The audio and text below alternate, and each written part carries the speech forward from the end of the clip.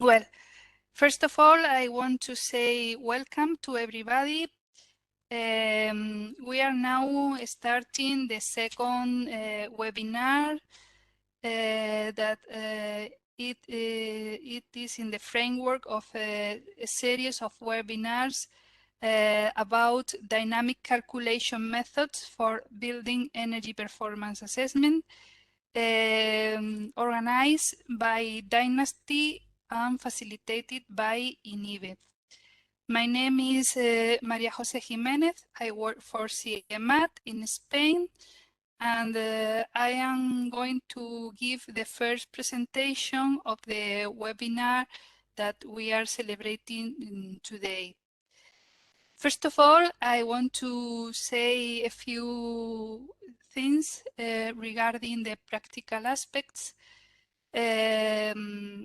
that you could need to follow properly the webinar. In the case that you can't hear the webinar, you should go to audio and video and then switch audio and then check if everything is okay. If you still can't hear, then run again the speaker audio test to make sure that the correct output is selected. To do this, go to audio and video, as you can see in this slide, and then select speaker and microphone settings, and trying to solve the problem, use this screen. Also, I wish to say how to ask questions during the webinar. Please don't use the chat box to ask your questions. You should locate the Q&A box and then select all panelists, type your question and click send.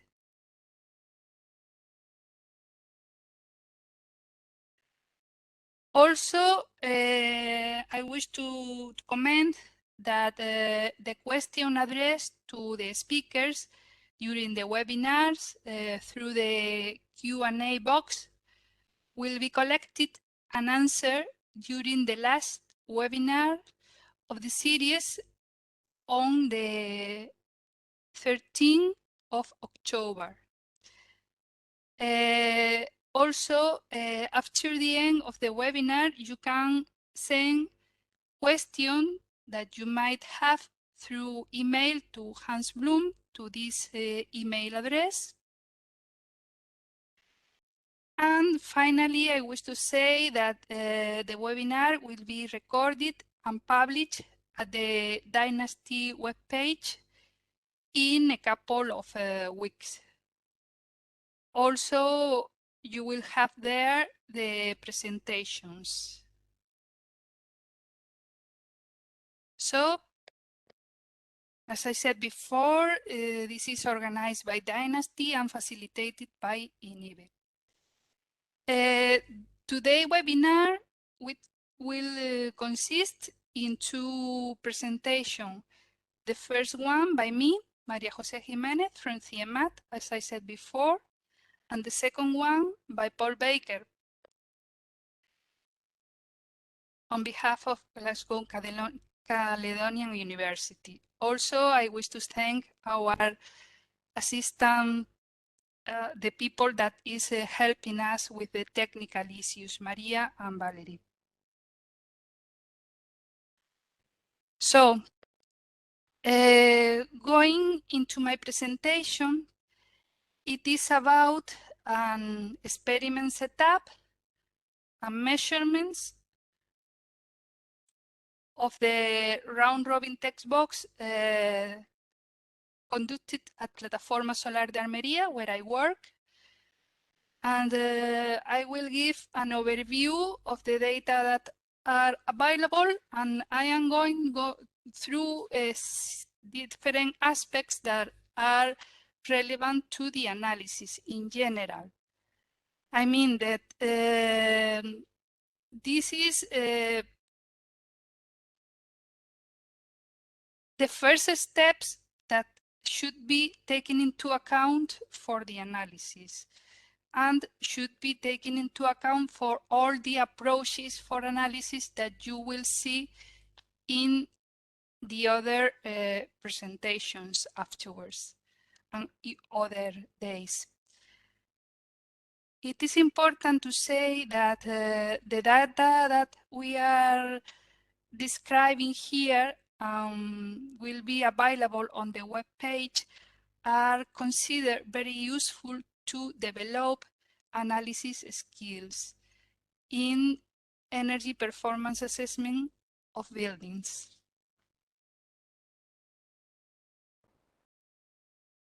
Then the contents of my presentation will be organized as it is indicated in this slide. Before starting speaking, I should mention what is the difference between the traditional approaches that are applied to energy performance of buildings and the approaches that we intend to show in this series of webinars. Traditionally, the assessment of buildings is done through simulations. Then you need geometry and you need thermal properties of the materials. What you are going to learn here and in the following webinars is the opposite. Assuming that you don't know enough information about the geometry and the thermal properties of the building components, you can obtain the key performance indicators regarding the energy performance of the buildings. But you need measurements, data series of temperatures, energy consumption, and in general, all the energy contributions to the system that is a building that we want to characterize. So this approach is very powerful in the case of, for example, in the case of rehabilitation, when you need to do the assessment of a building to have criteria for energy rehabilitation, and you don't need, if you don't have in this case the full information about the geometry, the construction, and the properties of the materials that were used in the construction, but you need to do the assessment. You can do the assessment from measurement, from time series, and database dynamic modeling, obtain the intrinsic properties of this construction of these buildings or their walls. So this is the idea, what we are looking for. And particularly in my presentation, I will first talk about why we are focusing in such a simplified building, and in general why simplified case studies are useful to develop skills and methodologies valid for this assessment and valid in general in other general cases. I will show you, then I will present you a case study that consists in a building that it is a very simplified building that we call round robin test box. I will present the building, the experiment setup, and the data. And then I am going fast through several data analysis topics that are relevant in general for all the analysis approaches that can be applied for the assessment of the buildings from measured data. So this last part of the presentation will be a bit fast because it is just to try to make you conscious about the aspects that are relevant, because afterwards you will have presentations dedicated to the particular methodologies. So it's important that you have this overview of key issues that are important for all the methodologies, but then you will have detailed presentation about each one of the methodologies in other presentations and other webinars in this series. So regarding the case study, we have chosen a simplified building that was considered before as a case study in the framework of an international collaboration in Annex 58 of the Program of Energies in Buildings and Communities of the International Energy Agency. So this building was already used for several research work, and the data are available for the future. So the construction was constructed having a lot of information about it that is very useful for validation.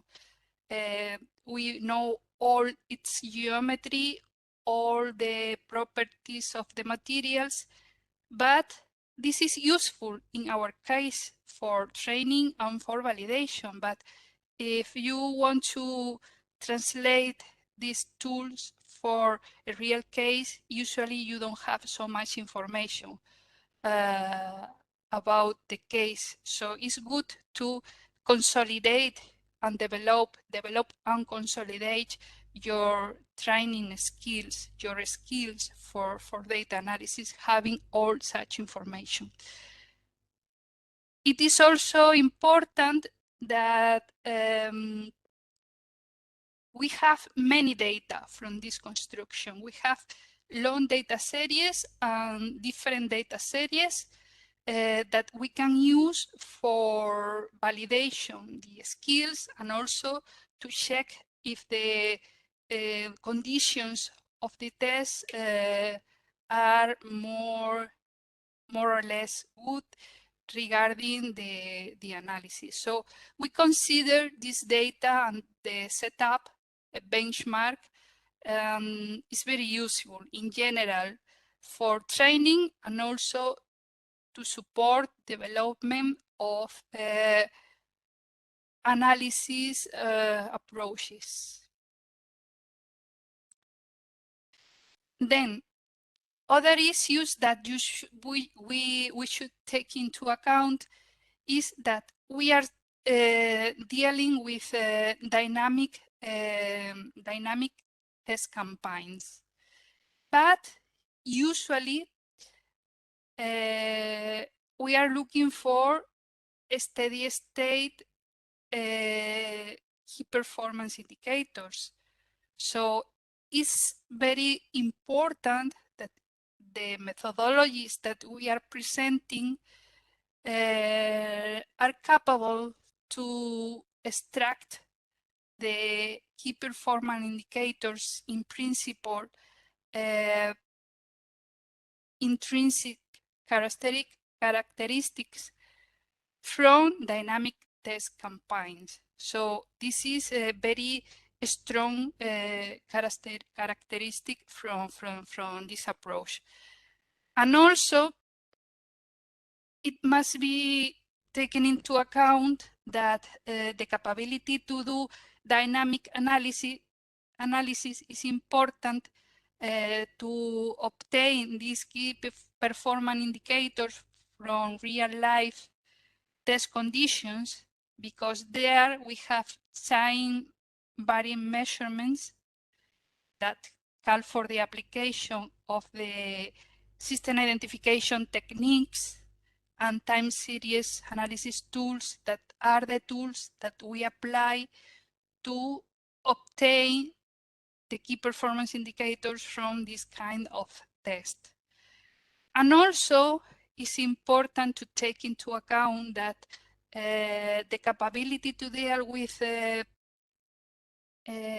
dynamic test and dynamic data is not enough. We have a building that is a physical system with many physical phenomena involved. So dynamic issues are not the only aspects that we need to take into account. It is also very important to consider and to be able to analyze all the physical phenomena that we have in these real life test campaigns. And also, it is important to take into account the role of the simplifications to obtain good results. And also, in case that you have to design a test campaign, you need to be able to have criteria based on your experience doing data analysis to simplify the experiment setup, to save money in this experiment setup, and to simplify the analysis itself and take into account the physical knowledge of the system and the common sense. Common sense is very important also in the context of data analysis. Then I wish to insist a bit more that we are dealing with dynamic test conditions that are the conditions of the typical real-life test, but we are looking usually for intrinsic parameters, or we could look for any other key performance indicator that could be varying with time. So it is important to be consistent and to be able to obtain logical results. So our method should be able to give stable estimates for constant parameters. This means that changing your data, if you are looking for an intrinsic parameter, the parameter should be the same, changing the data, even though the data are dynamic. And in case that you are looking for functions, for other kind of models representing your system or your building component, your method must be able to identify the dependencies. But at this moment of when we are beginning to learn about this, usually we look for constant parameter, and a first key idea of validation is a constant parameter must be constant even though the test is dynamic. So a first basic criteria based on common sense is, if I look for intrinsic key performance indicators, they must be the same if I change the data. So we should try to identify the same parameter changing the data with different data sets. Then why we start with such simple system? In principle, we are looking for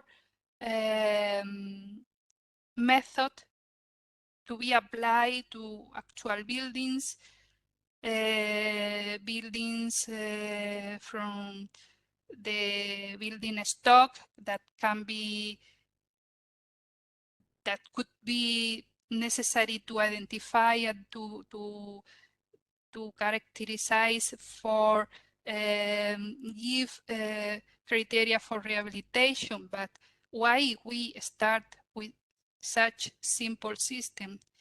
The answer is that we need to have a solid and reliable capability to do the assessment. And then the simplicity of the case that we have chosen for training doesn't mean that the approach is simple. The approach need to be complex enough to deal with dynamic characteristics that are present also in such simple case, and also with the physical phenomena that are involved in the heat exchange of the simplified building.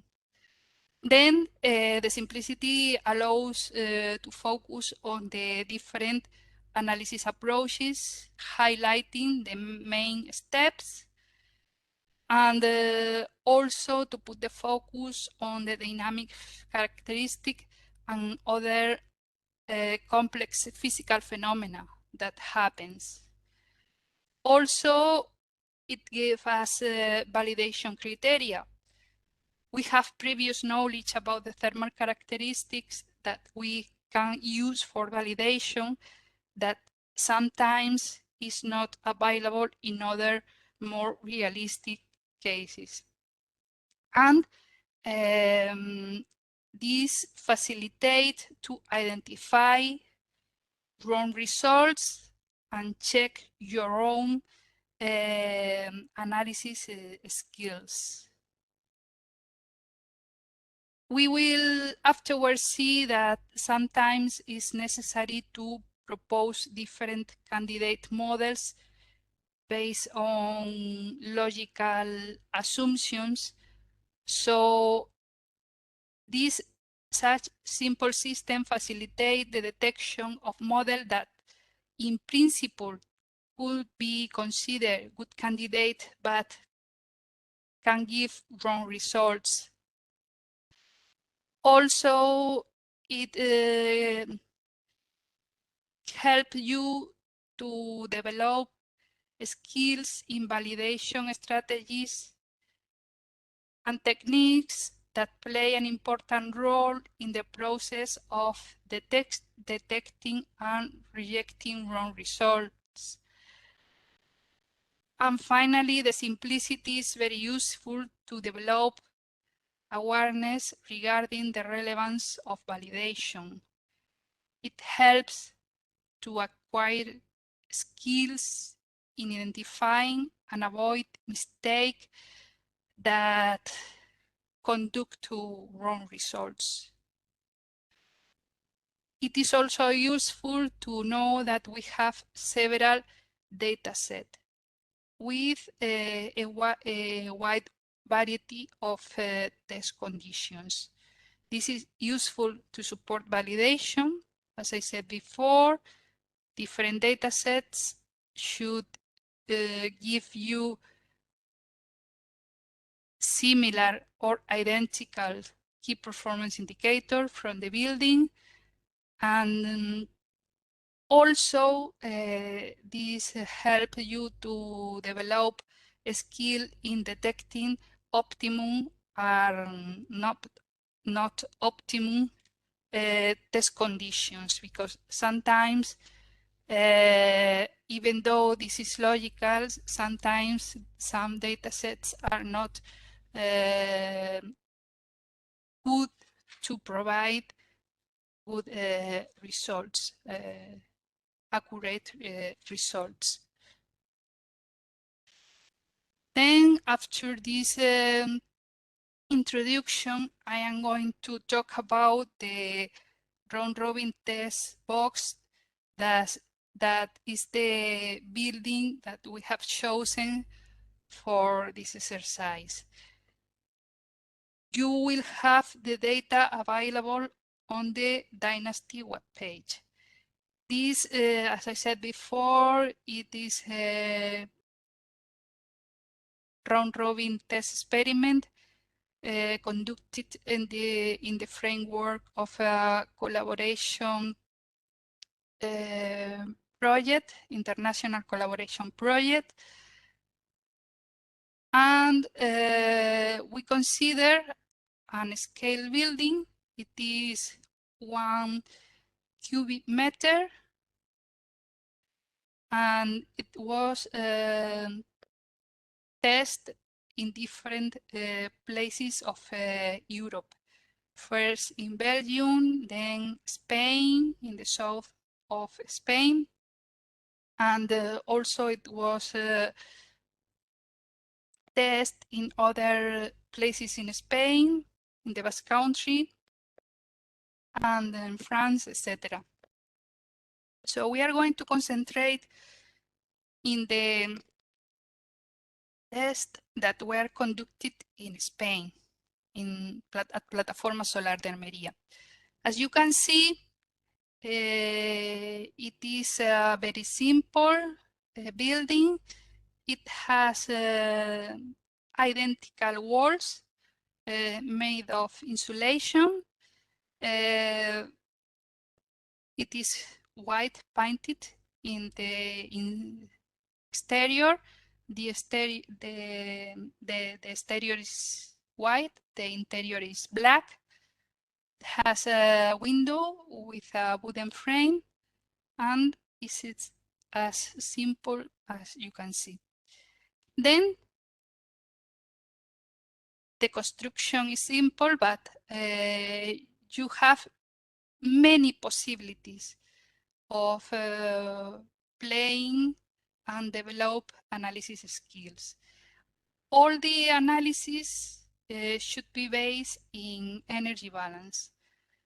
So the first and the easiest thing that you can do is to characterize the opaque walls. To characterize the opaque walls, to obtain the U value of the opaque walls, you need to establish an energy balance in the interior surface of the corresponding wall. This is general for all the approach that you can apply.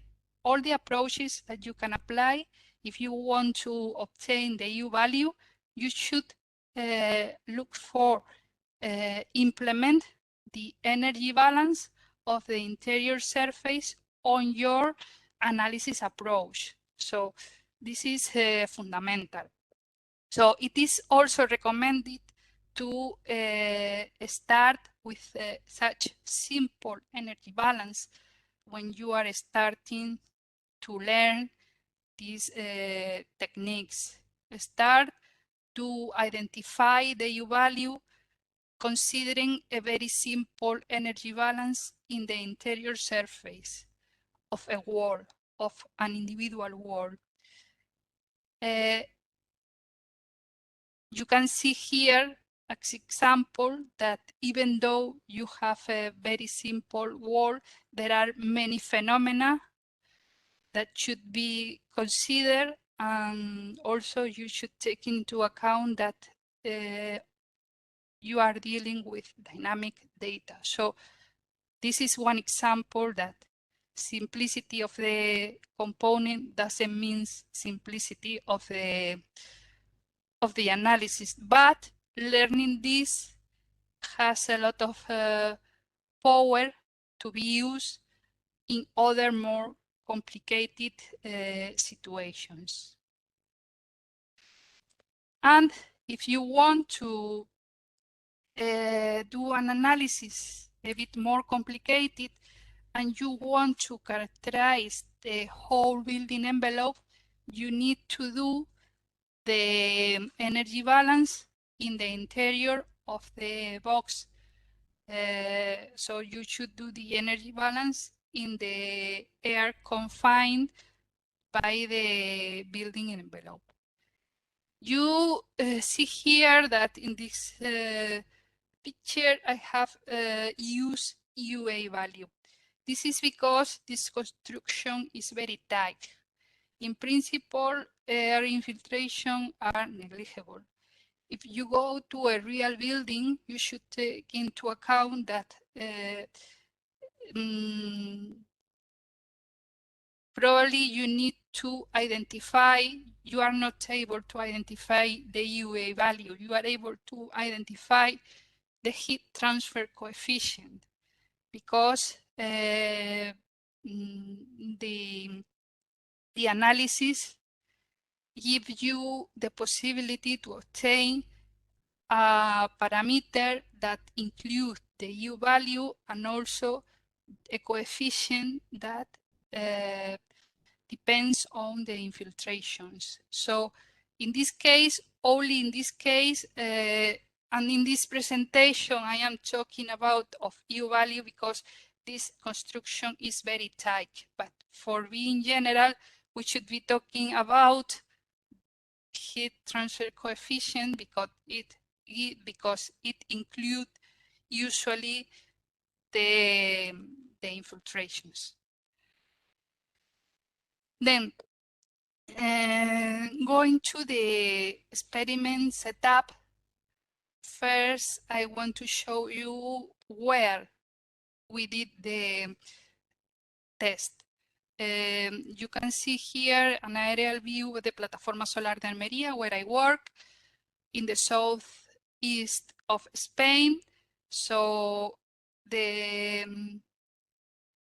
building that we are testing is the round robin box was here. We have a very comprehensive experiment setup and we have a lot of data.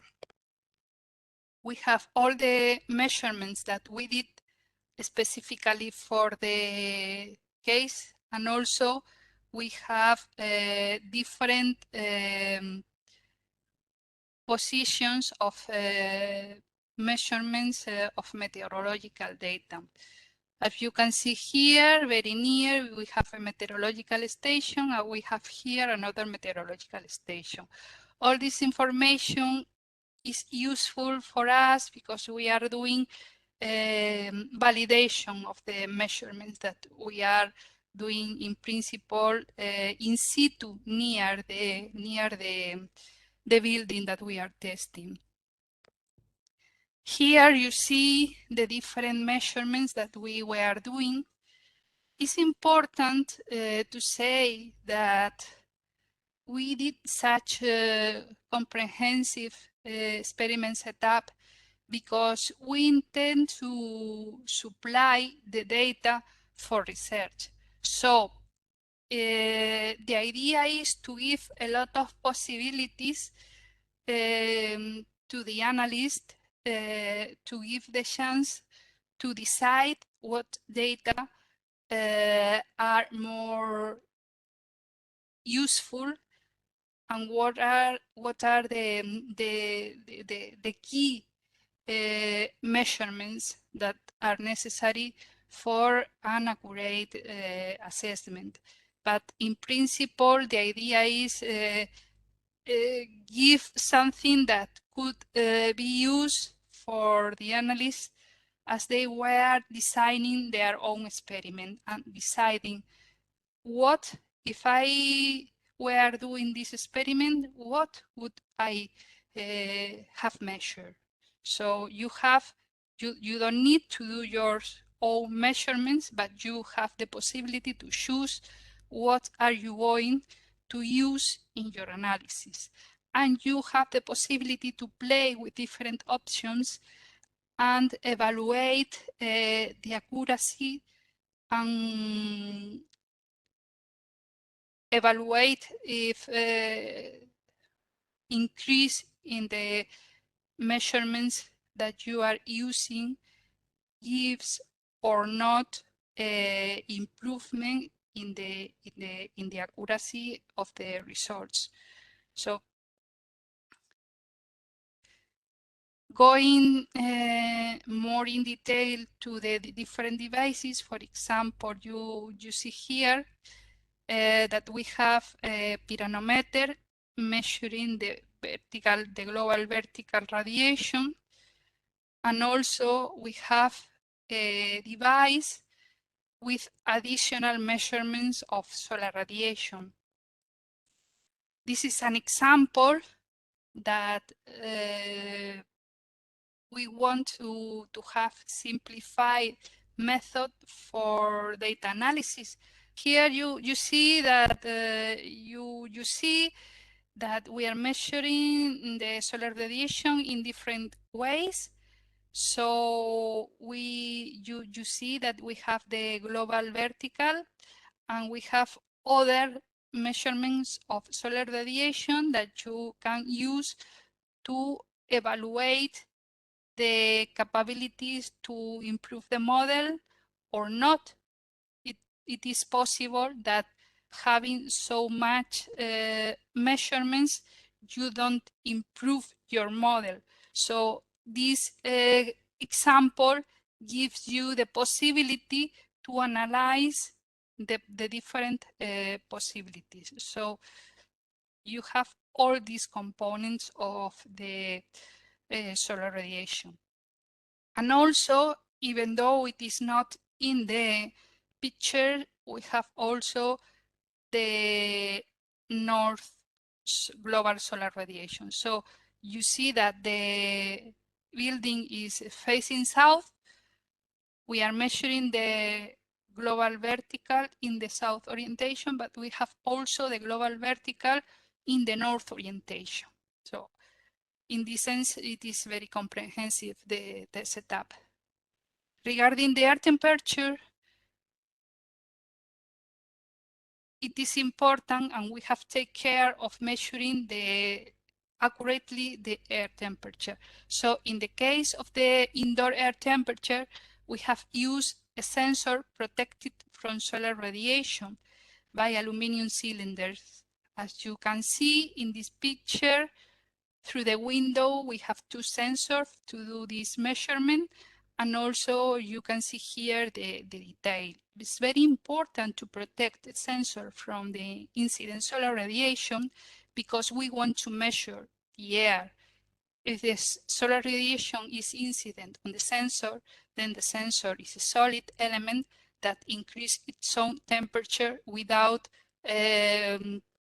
following the temperature of the air. So this protection facilitates the measurement accurately of the air temperature. And regarding the outdoor air temperature, we use the devices that you can see in this picture. We also have two devices to do this measurement, and we have a device that promotes natural ventilation that is driven by solar radiation. So the effect of solar radiation in this case is increased ventilation that is good to have accurate measurement of the air temperature. So without such protections, the sensor are increase their own temperature. So we would measure a very bad temperature that doesn't correspond to the temperature of the air. So it's very important that we have used the protection for the indoor air temperature and for the outdoor air temperature. This must be taken into account when you see the pictures of the graphs of the temperature and their interpretation, that we are sure that the temperature that we are measuring in the air correspond to the air temperature.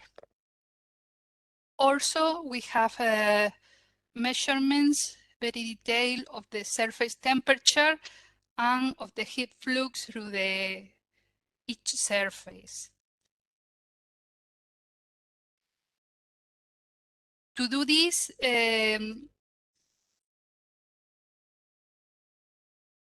sensor is important that the sensors behave identically to the measured surface. It is important to have a good contact between the surface that are measuring, and it is important that the sensor have the same optical properties as the measured surface. To do this, we have glued the sensor to the surface. We have painted the sensor with the same color of the measured surface. In the case of the interior, we have painted them in black. And in the case of the exterior, we have protected them with adhesive tape with the same color of the surface. So this guarantee that the sensor behaves identically to the surface. So if the surface increases the temperature, the sensor follow exactly the same temperature of the surface. So this is important to integrate very well the sensors in the surface that we are measuring when we are measuring surfaces. And when we are measuring air, that I explained in the previous, it is important to protect from solar radiation. So these two characteristics of the installation of the sensors are relevant regarding the interpretation of the data that we have in the data file. You will see that the air temperature have a behavior and the surface temperature have a different behavior, but it is logical taking into account how are installed and how behave air and how behave surfaces. Then it is not only necessary to have good measurements. I must also say that to do accurate assessment, we are doing modeling from data. And modeling from data have additional requisites from the test campaigns. It is important that even having very good measurements, we could have bad data series for the analysis. So if we want to characterize a phenomena, we must be sure that this phenomena is happening and is strong enough for the analysis. This is the first point if in this slide is important. And a phenomenon is strong enough when the amplitude of the corresponding driving variable is significantly higher than the uncertainty in its measurement. Otherwise, signal to noise is poor. So it's important. In the case, for example, for the heat transfer coefficient to the outdoor, it is important to have high enough indoor to outdoor air temperature difference. In the case of the GA value, it is important to have data with enough sunny days. If you want to characterize the effective heat capacity, we must excite the system with a dynamic input signal to have a wide range of frequencies covering the characteristic time constant of the system. And it is also important to have a good representation of the indoor air temperature that requires homogeneity. If the air is not homogeneous, the complexity of the analysis increase, and also we could have problems with the accuracy of the results. In this case, we have included a very small ventilator that moves the air inside the building, and guarantee that the air is homogeneous. We are measuring the power of this ventilator together to the heating power. So everything, all the energy supply to the system is measured. So taking all these issues into account, we have we should put the focus for the training in series 16 and series 17, that are the series that we are making available for you. And also there is other series, that it's series 18, that will be also available, but in principle is for more advanced skills, analysis skills. The series 16 is 12 days with a Rolf's power sequence designed to optimize the test for the system identification analysis techniques. And the other series, the series 17, with 9 days of, in principle, coheating with a constant set point of the indoor air temperature, but it's not exactly a coheating test because the set point is a bit higher than the typical coheating test. It is designed to have a reference analysis, also to explore the application of steady state approaches, and also to analyze the capability to apply the system identification techniques to this type of tests that are very typical, mainly in UK. And then I will just show you a bit the plot of the data series. It is recommended that when you start to learn to do this kind of analysis, first have a look to the data, check if you have any problems, if the data are logical. In this case, you have 3 series with solar radiation of winter in the south of Spain. It seems to be logical. What we see here, the horizontal solar radiation in principle is lower than the vertical because the position of the sun is very low at this time at the time of the test.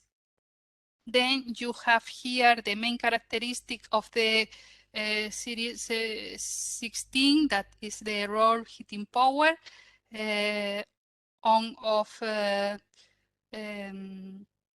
steps of heating on and off, and then the temperature, the indoor and outdoor temperature, where in series 17, the main characteristic is that we establish a set point of indoor air temperature, in principle 35 degrees, but as you can see here, it was not possible to maintain it perfectly to the 35 degrees because we have very high solar radiation.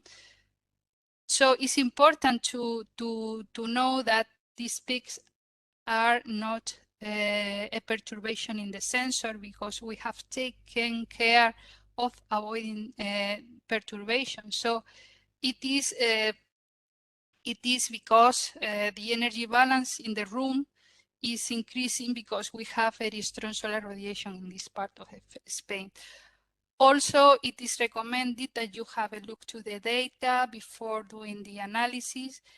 But in principle, well, I have put here in the presentation an example, but you see, as I said before, Series 18 is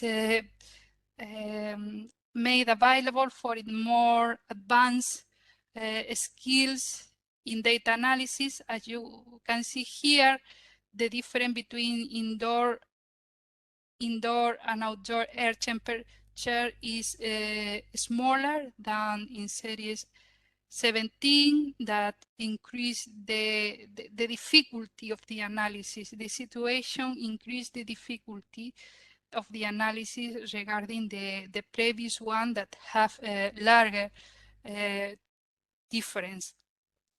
And other, these are just plot of the other variables that were measured. We just see that seems to be logical, but this is something that is recommended to do before doing your own analysis. And finally, after presenting the setup, I want to say a few things about the data analysis, but just a few things, because as I said before, you are going to have the opportunity to listen other speakers talking about particularly the different analysis approaches. So first of all, it is important to know that to make a qualitative observation of your data and try to obtain conclusions about what is important and what isn't important regarding the energy balances that you are doing. For example,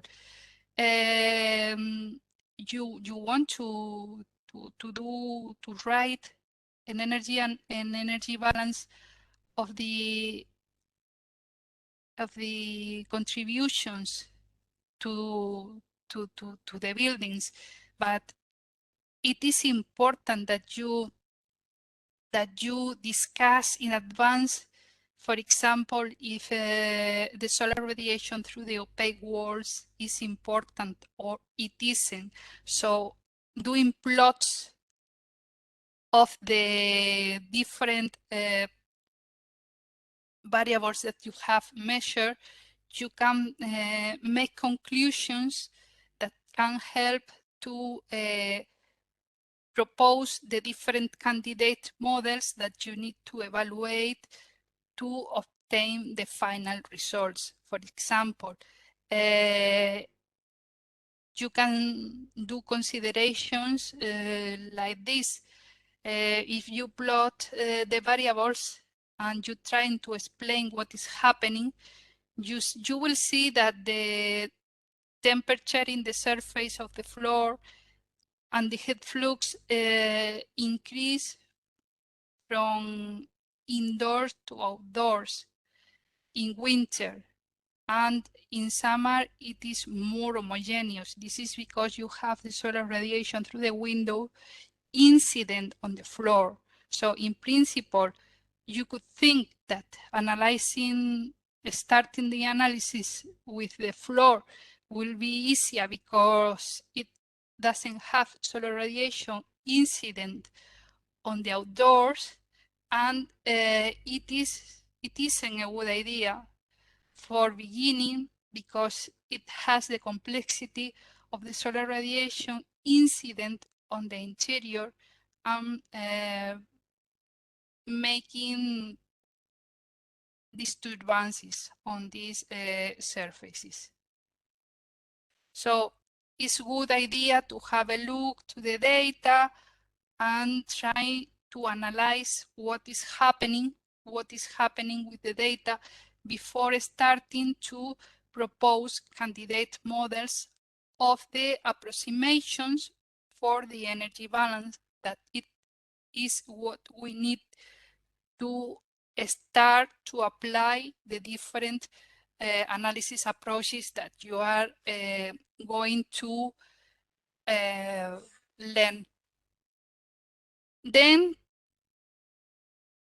it is also important to know that you probably will learn different techniques for filtering and techniques that could be very useful, but then we should be careful in eliminating the information that is important. So the filtering techniques are useful when you remove information that doesn't correspond to the phenomena that we want to study, but we must be careful of avoiding the elimination of relevant information of the phenomena that we are studying. For example, here, if we do, for example, if we have 1 minute sampling and we do a 10-minute average, then it in principle seems that the average eliminates some noise, but maintain the main frequencies of the signals that we are considering. But if in the case of this, on the bottom, on the left hand, we see that we had the red signal that have a on-off sequence that sorry, can you hear me? Yes, we can. Okay, so here you have on-off series that was implemented to facilitate the analysis, but if you do a 60-minute average, we eliminate relevant information of the series. So this is something that should be avoided. So you can see it more in detail here. You see the on-off sequence in red, and you see that doing 60 minutes average, in this case, the signal is destroyed. So this is one important issue. And I wish to go very fast through the different dynamic approaches. Just very fast. As I have been saying along my presentation, it is important always that the starting point is the energy balance equations. Then we must include parameters that must be identified that it was we are looking for, and we have recorded variables. Recorded variables that are driving the main heat fluxes of the system.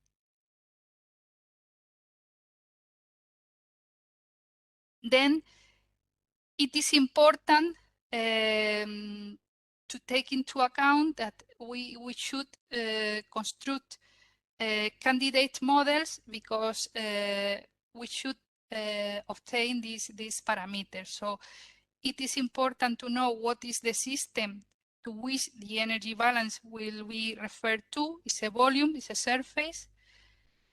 It's not enough just start making relation with variables. You should establish very well this. What are the phenomena theoretically in the energy balance equation? Which of these phenomena are relevant? This is the role of the simplification. This from theoretical to relevant phenomena. Efficient way of modeling. If we can think of different ways of modeling a phenomena, we should look for accuracy, reduce the cost of the measurement devices, and simplicity of the models. What are the main driving variables of each phenomena that we have recognized as relevant?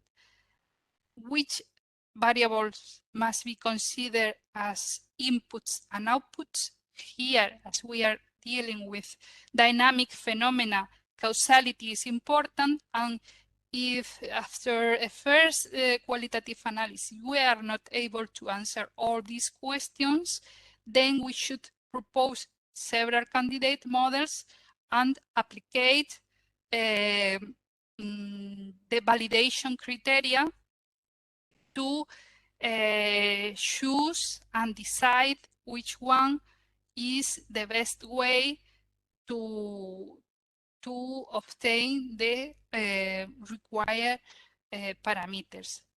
So these the slides that I have afterwards are more insisting on this issue of the energy balance equation and so on.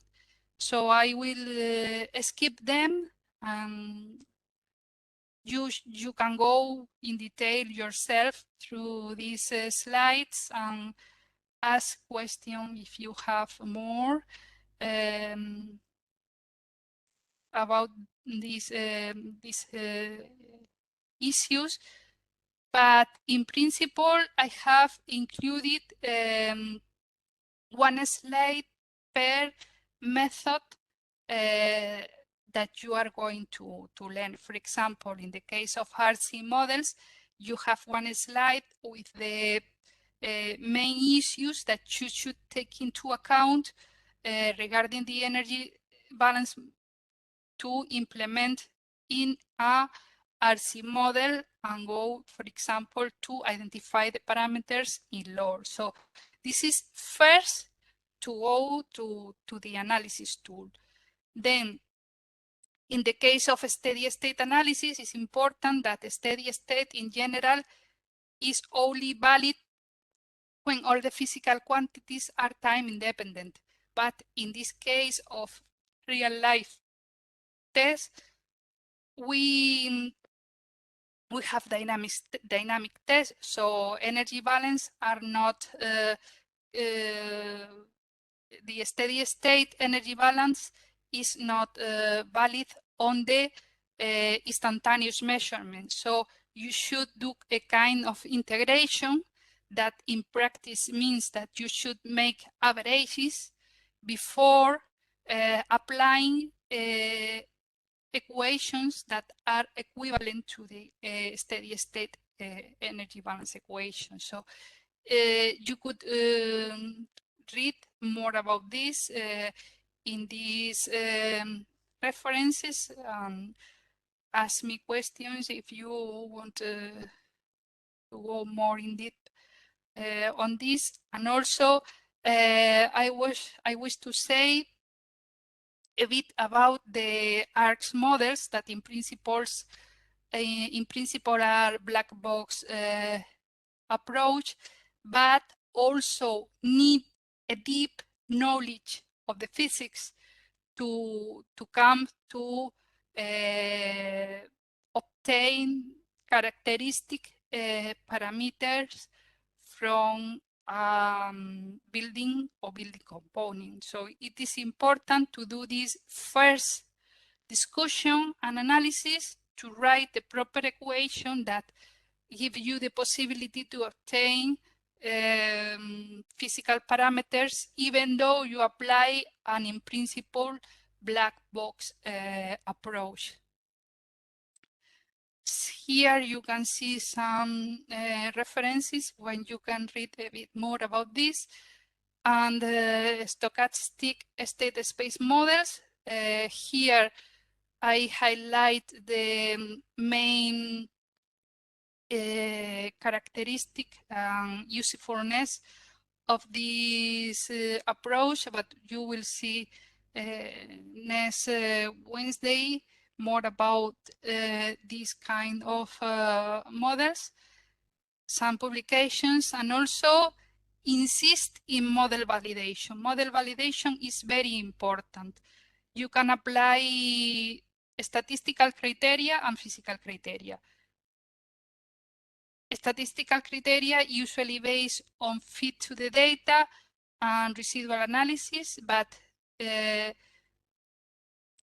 you can reject models with bad behavior of the residuals and accept models that have better behavior of the residuals. But you should be careful with this because you can have a very good fit with a local fit of the data with bad parameters. So this also should be always combined with physical criteria. For example, if you are looking for a parameter like the UA value and you know that it is a constant parameter of a certain range and with varying the data series, this must be constant. If you obtain something like this with different data series, a wide variability, this is wrong. This is a criteria enough to reject the results and look for a better model. And also you should be careful with the interpretation of the residuals that, for example, in principle, it is evident that the residuals with a frequency of 24 hours could have an interpretation of you need a better representation of the solar radiation, but don't forget that other phenomena that are relevant to the physics of the energy balance are also dependent on the solar radiation. For example, infiltrations depends on the temperature, and the temperature on solar radiation, etc. So 24 hours maybe residuals with frequency of 24 hours may be due to other reasons. And finally, I have here a collection of frequent mistakes that you should read carefully. Important to take into account that more data doesn't mean better results. More data, more variables, if the variables are not relevant to a case study, could give more uncertainty and give worse results. And also in general, take into account of the issues mentioned here in this slide.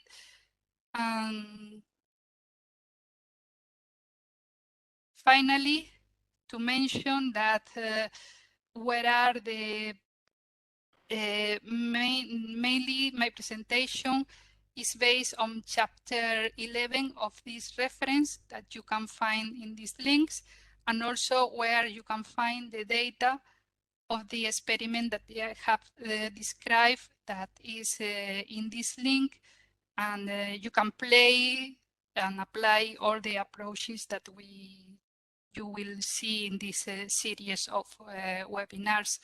So this is my last slide. Thank you very much. I am sorry for the time that I have taken from the next speaker, who is Paul Baker. So Paul, the floor is yours, and thank you to everybody for the attention.